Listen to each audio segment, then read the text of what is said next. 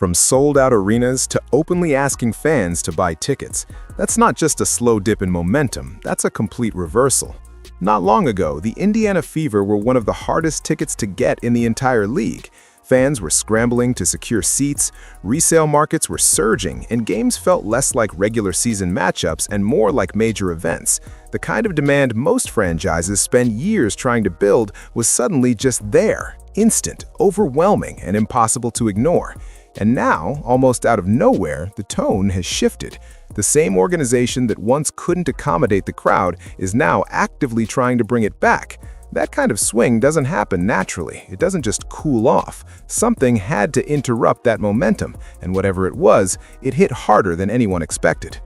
Because here's the reality. Teams don't lose this level of attention overnight without a reason. Not when the spotlight is still firmly on them. Not when the roster still includes one of the most talked about players in modern basketball. And definitely not when the entire league is riding a wave of increased visibility. Which is why this situation feels so different. It's not just about wins and losses. It's not about performance dips or injuries. It feels like something deeper, something tied to decisions, messaging, and the way those decisions were received by the very audience that built this surge in the first place. When a fan base that's engaged this heavily suddenly starts pulling back, it's not random, it's a response.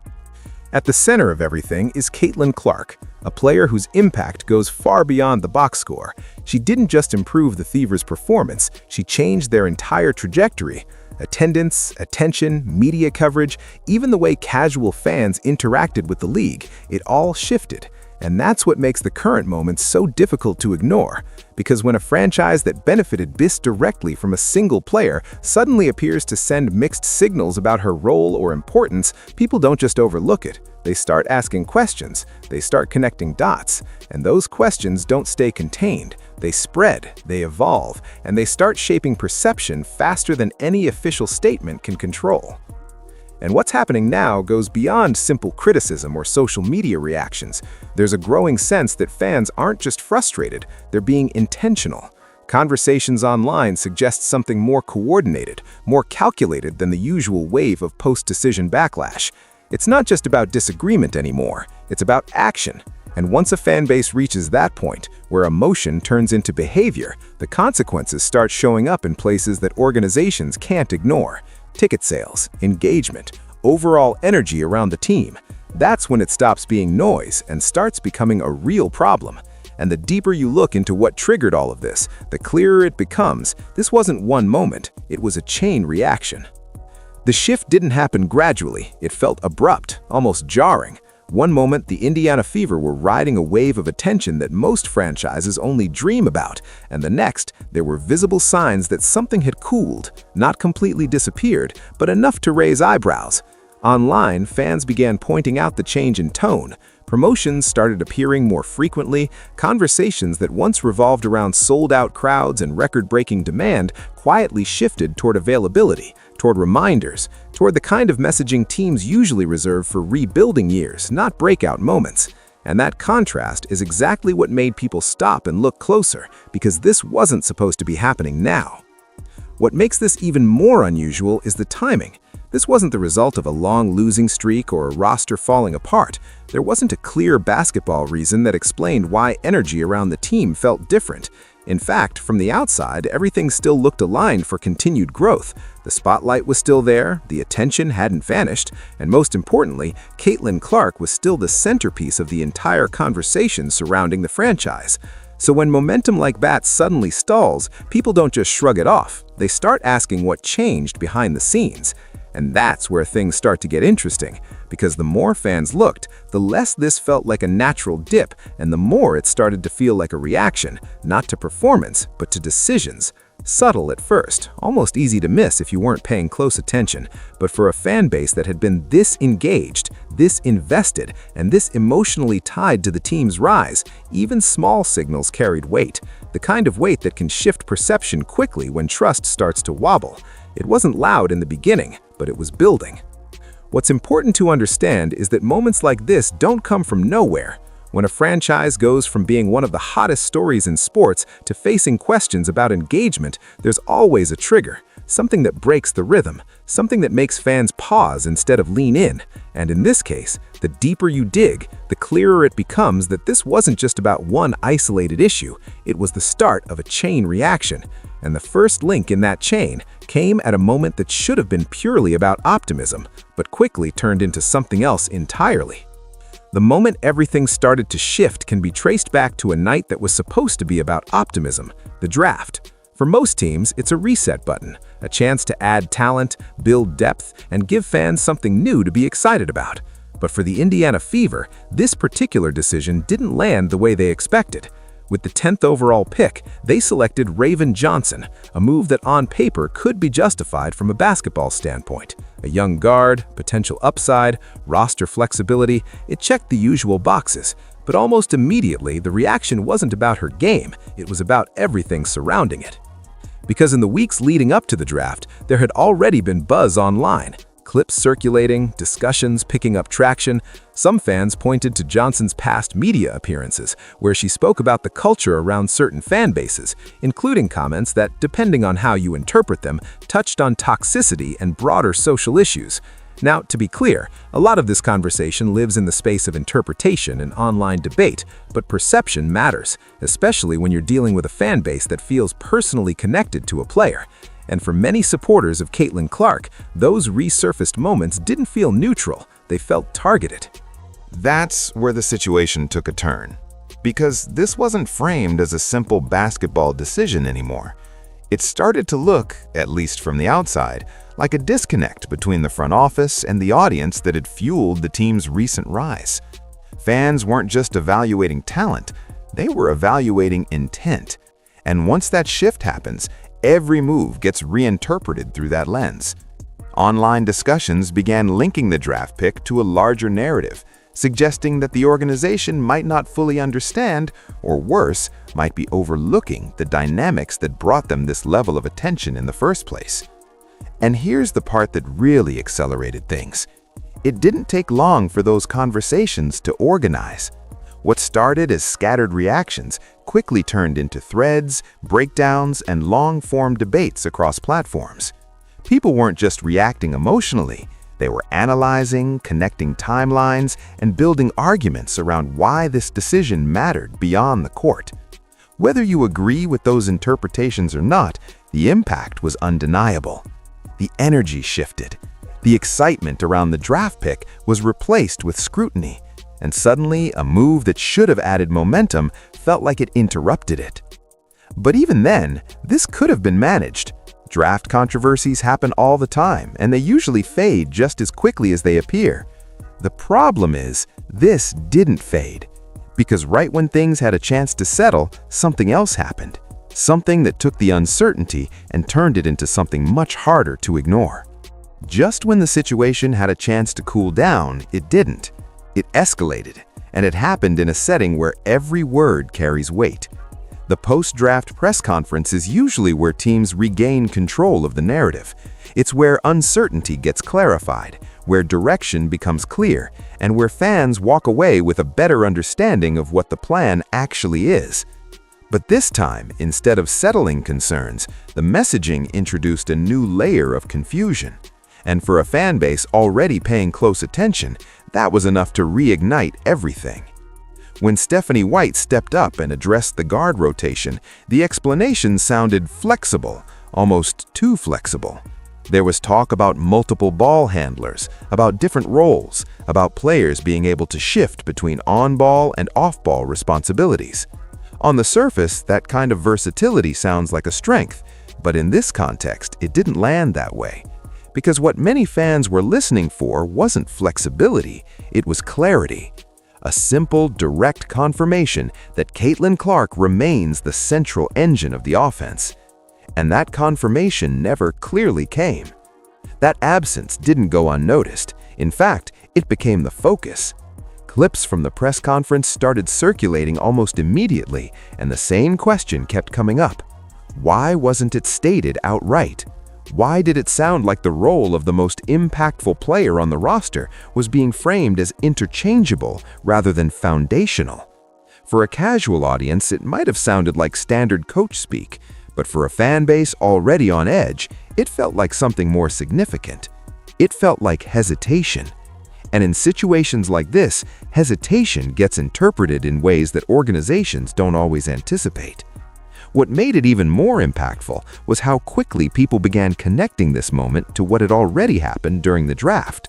Separately, both situations could have been explained away, but together they started forming a pattern, at least in the eyes of the audience. A draft pick surrounded by controversy, followed by messaging that didn't fully reinforce the existing hierarchy of the team. Whether that interpretation is fair or not almost becomes irrelevant at that point, because once fans believe they're seeing a pattern, the narrative starts building on its own. And just like that, what could have been a short-lived reaction turned into something more sustained. The conversation shifted from what was the team thinking to what direction is this franchise actually heading in. And once that question takes hold, it's much harder to answer, because now it's not just about explaining one decision, it's about rebuilding confidence. And as the discussion moved forward, fans didn't just rely on opinions anymore. They started turning to something they believed was even harder to argue with: data. Once the conversation reached this point, it stopped being driven purely by emotion and started leaning heavily on something fans believe is much harder to dismiss: data. Not advanced spreadsheets locked behind analytics departments, but patterns that have played out repeatedly on the court. And the name at the center of every one of those patterns is Caitlin Clark. Because when people started breaking down how the team functions at its best, one thing kept showing up over and over again: everything flows differently when the ball is in her hands. Fans began pointing to the way defenses react the moment she crosses half court. It's not subtle. The range, the confidence, the willingness to shoot from distances most players wouldn't even consider forces defenders to stretch far beyond their comfort zones. That single adjustment creates a ripple effect. Lanes open up that normally wouldn't exist, help defenders hesitate just long enough for cuts to develop. Perimeter shooters find themselves with more space than usual. It's not just about scoring, it's about how her presence reorganizes the entire defense. And when that pressure is constant, possession after possession, the offense starts to feel unpredictable in the best way possible. But here's where the argument really took shape. Fans started comparing those moments to possessions where she operates off the ball. Again, this isn't about claiming one role is wrong. It's about what people have observed. When she's spacing the floor instead of initiating the offense, the defense resets. The extended pressure disappears. Opponents fall back into more traditional coverage, and the chaos that once created easy opportunities starts to fade. The offense can still function, but it doesn't bend the game in the same way. And that difference, subtle or not, became the centerpiece of the debate.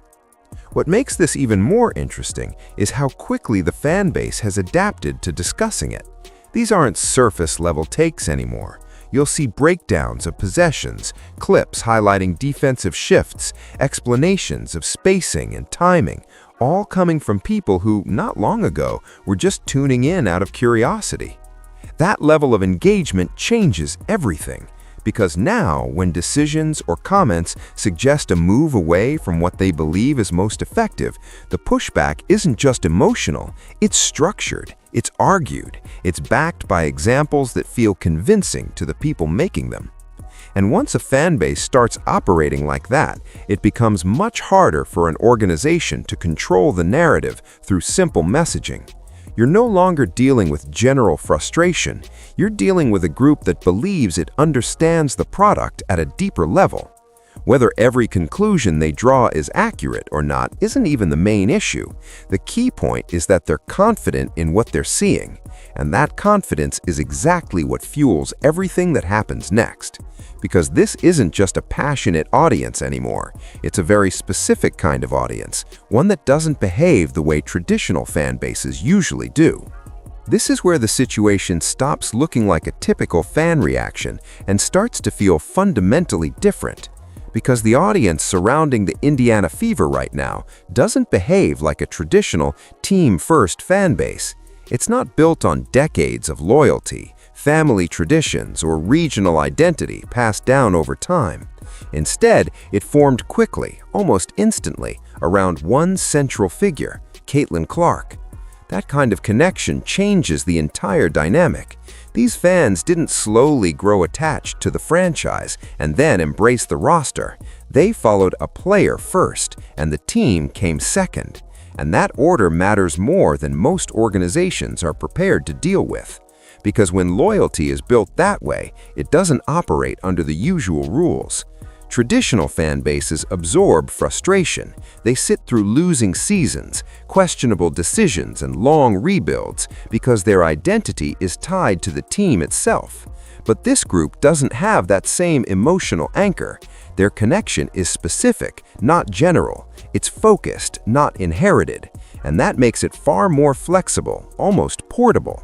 If the experience around the player they care about starts to feel off, they don't necessarily stay and wait for it to improve. They reassess, they step back, and in some cases, as online discussions suggest, they organize their response in ways that go beyond just voicing frustration. You can see it in how the conversation has evolved. Instead of scattered reactions, there are coordinated discussions happening across platforms, threads breaking down decisions, posts tracking changes in engagement, entire communities analyzing what they believe is happening and what it could mean moving forward. Some fans are openly questioning whether their support should continue under the current direction, while others are encouraging a wait-and-see approach. None of this looks like the usual cycle of hype and disappointment. It looks structured, deliberate, and, most importantly, sustained. And when a fan base reaches that level of organization, the impact starts extending beyond social media. Because at the end of the day, attention is valuable, but action is what matters. And when conversations begin shifting toward things like ticket purchases, viewership, and overall engagement, that's when organizations are forced to pay attention. Again, much of this lives in the space of online sentiment and speculation, but the pattern is hard to ignore. This isn't a crowd that's simply reacting in the moment. It's a group that understands its influence and is exploring how to use it. And that's what makes this situation so unusual. The same energy that helped elevate the franchise so quickly is now being redirected in a way that feels just as powerful in the opposite direction. And once that shift begins, it rarely stays contained to one team, because the moment a situation like this starts affecting fan behavior, even in subtle ways, it immediately connects to something bigger, the overall momentum of the WNBA itself. Over the past few seasons, the league has experienced a surge in attention that feels different from anything before it.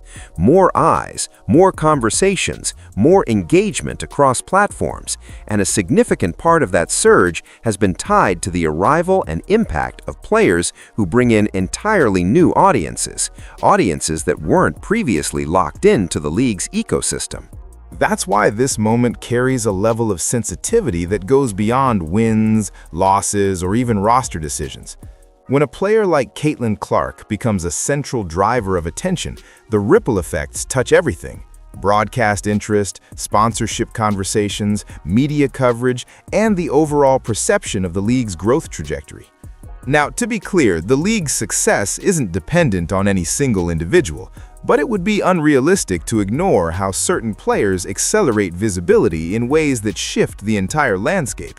And when discussions start emerging, especially online, about whether that visibility might be reduced or redirected, even hypothetically, it introduces a level of uncertainty that people at every level of the sport are watching closely.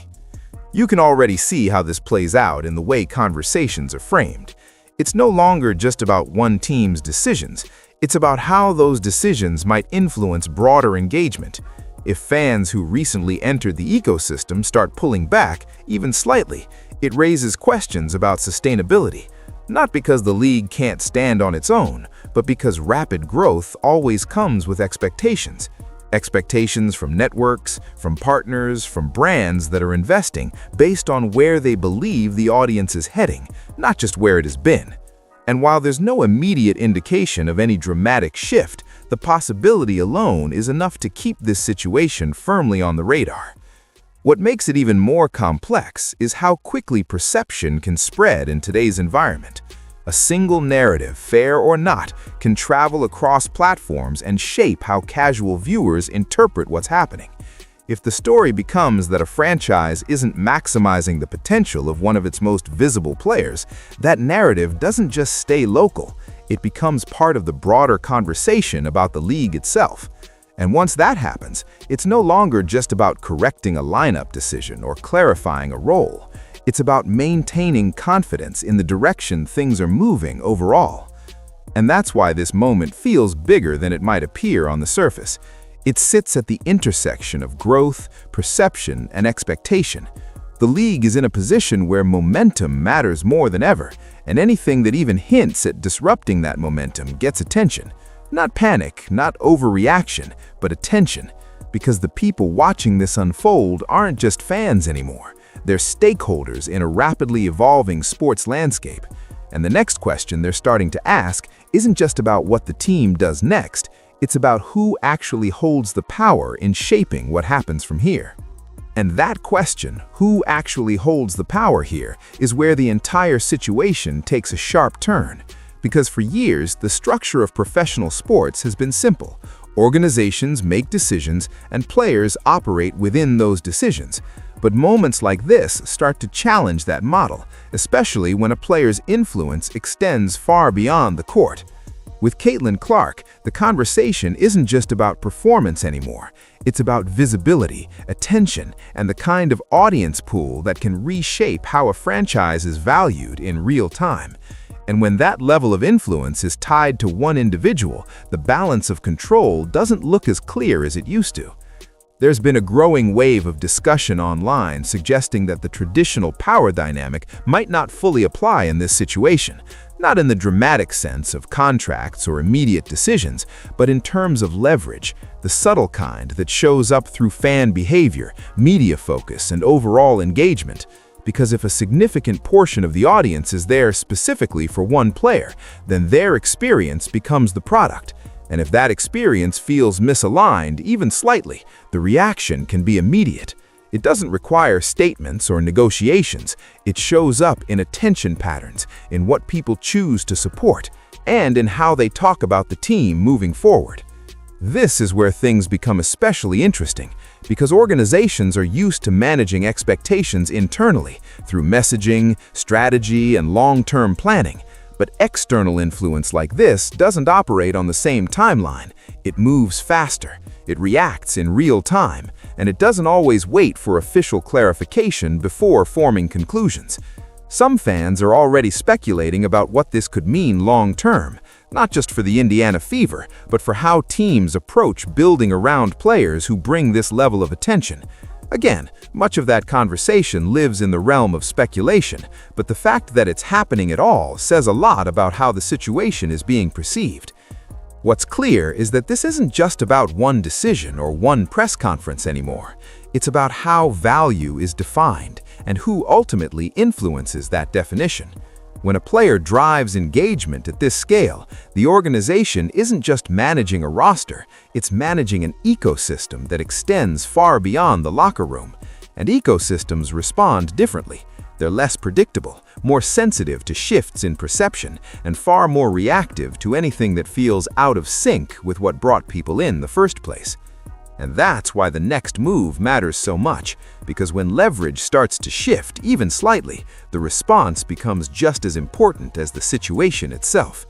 The longer uncertainty lingers, the more space there is for interpretation, and the harder it becomes to bring everything back into alignment. But here's the part that makes this even more fascinating. Fixing it might not require a massive overhaul at all. In fact, the solution being discussed by many might be far simpler than anyone expected. And after all the analysis, all the debates, and all the speculation, the solution being discussed doesn't sound complicated at all. In fact, it's almost surprisingly simple. It doesn't involve a trade, a roster shakeup, or some dramatic organizational reset. It comes down to clarity. One direct, unmistakable message that removes all ambiguity about the direction of the team. Because at the heart of this entire situation isn't just what decisions were made, it's how those decisions were communicated. And right now, the biggest gap isn't talent or strategy, it's certainty. That's why so many fans keep circling back to the same idea, a single, definitive statement from Stephanie White that makes the hierarchy clear. Not layered explanations about versatility, not open-ended descriptions of rotation flexibility, just something simple and direct that leaves no room for interpretation. A statement that reinforces what many already believe should be obvious, that Caitlin Clark is the central engine of the team's offense, and that everything is built around maximizing what she does best. Because in moments like this, simplicity carries more weight than complexity ever could. What makes this so important is how quickly it could shift the entire tone of the conversation. Right now, uncertainty is driving everything. Fans are filling in the gaps themselves, connecting dots and building narratives based on what hasn't been clearly said. But remove that uncertainty, and the reaction changes almost instantly. Confidence replaces speculation. Direction replaces doubt. It doesn't erase what's already happened, but it reframes it in a way that feels intentional instead of unclear. And for a fan base that's been searching for a signal, that kind of clarity can go a long way. There's also a deeper layer to this, because statements like that don't just communicate strategy, they communicate priorities. They tell the audience what the organization values, what it's building toward, and who it's building around. And when those priorities align with what the audience expects, everything feels cohesive again. The noise quiets down, the focus shifts back to the game. But when that alignment is missing, even temporarily, the disconnect becomes the story. That's exactly where things stand right now, and why something so small on the surface carries so much weight underneath. And the timing couldn't be more critical. With the season approaching, every moment without that clarity allows the current narrative to settle in deeper. Conversations become assumptions, assumptions become expectations, and expectations, once formed, are much harder to reverse. Which is why this isn't just about saying the right thing, it's about saying it at the right time. Because if the message comes soon enough, this entire situation could still be reshaped. But if it doesn't, then what could have been a quick correction might start turning into something much more difficult to contain. Everything now comes down to what happens next. Not what was said, not what was interpreted, but what the Indiana Fever actually does from this point forward. Because moments like this don't stay neutral for long. They either get corrected quickly with clear direction and confident messaging, or they settle into something deeper that reshapes how a franchise is viewed for an entire season or longer. And with the spotlight still firmly on Caitlin Clark, every decision carries more weight than usual. Every quote, every lineup, every rotation choice, it all becomes part of a much bigger narrative that fans are already watching closely. What makes this situation so important is that it's still fixable, but not indefinitely. There's a window right now where clarity, alignment, and decisive leadership could shift everything back on track. The energy around the team hasn't disappeared, it's just waiting for a reason to fully return. But that window doesn't stay open forever. The longer uncertainty lingers, the more it starts to feel intentional. And once fans begin to believe that what they're seeing is the direction, not just a temporary misstep, the reaction becomes harder to reverse. Momentum doesn't just pause, it redirects. At the same time, this isn't just about one team trying to steady itself. The ripple effects are already being discussed, fairly or not, across the wider conversation around the WNBA. When a franchise at the center of so much attention hits turbulence, people start asking bigger questions about leadership, alignment, and how teams handle rapid growth. It's not about overreacting, it's about recognizing how quickly perception can shift when expectations are this high. And right now, expectations are higher than they've ever been. So the real question isn't whether this moment matters, it's how it's handled. Will the organization step in with clarity and reestablish the direction fans thought they understood? Or will the silence continue just long enough for the current narrative to harden into something permanent? Because in situations like this, hesitation has consequences, and confidence, when it shows up at the right time, can change everything. One way or another, the next move will define more than just the start of a season. It will define how this franchise is seen in the middle of its most important moment. And once that direction becomes clear, so will everything else.